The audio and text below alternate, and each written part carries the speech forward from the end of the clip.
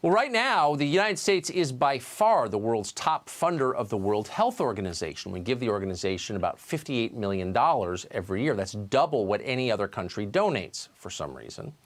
But for the organization's leaders, there's only one country that matters, and it's not us. It's China. Right now, Taiwan is battling coronavirus, but they are denied membership in the World Health Organization. They can't even have observer status. Why is that?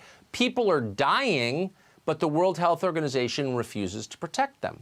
Why do you think that is? Because China objects to anyone acknowledging that Taiwan is a nation.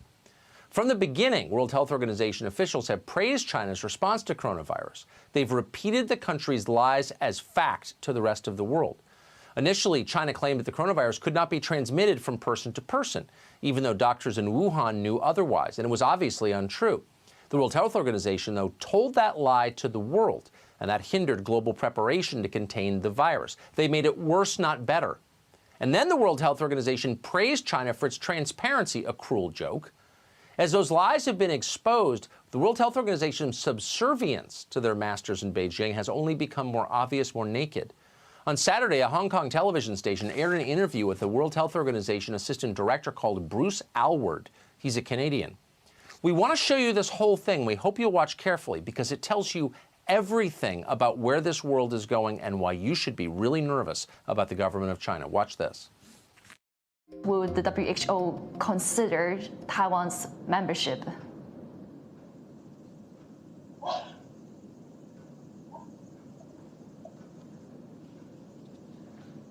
Hello? I'm sorry, I can't hear you. I couldn't hear your question. Okay, yeah. Let me repeat the question. No, that's okay. Let's move to another one then. Right, because I'm actually curious on talking about Taiwan as well, on Taiwan's case.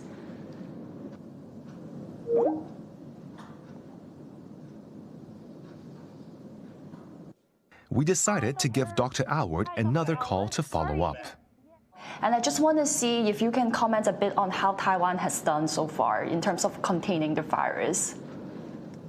Well, we've already talked about China, and you know, when you look across all the different areas of China, they've actually all done quite a good job. So with that, I'd like to thank you very much for inviting us to participate, and good luck as you go forward with the battle in Hong Kong.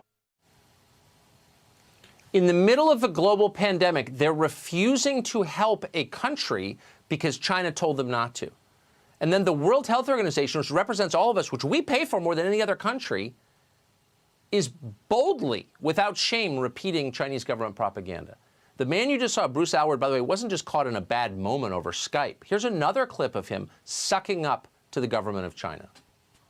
To the people of Wuhan, it is recognized the world's in your debt, and when this disease finishes, hopefully we'll have a chance to thank the people of Wuhan for the role that they've played in it. It's beyond disgusting. It's scary. Gordon Chang is the author of The Coming Collapse of China, and he joins us tonight. Gordon, you've been on this topic for such a long time.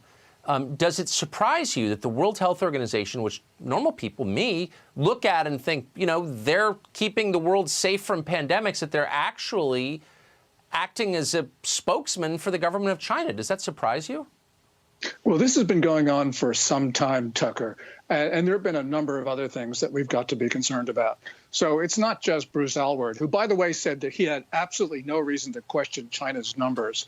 It's also Dr. Tedros, who's the director general, in other words, the #1 guy.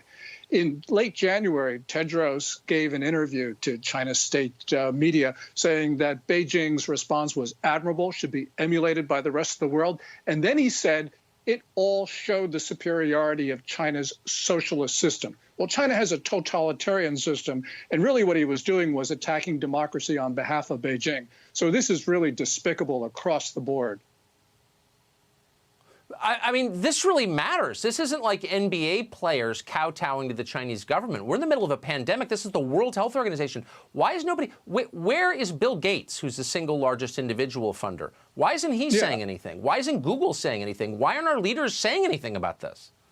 Yeah, you're absolutely right. This is dangerous because for the last 10 days of January and for the first 10, 15 days of February, the World Health Organization was parroting Beijing's line that no country should enact travel restrictions on China.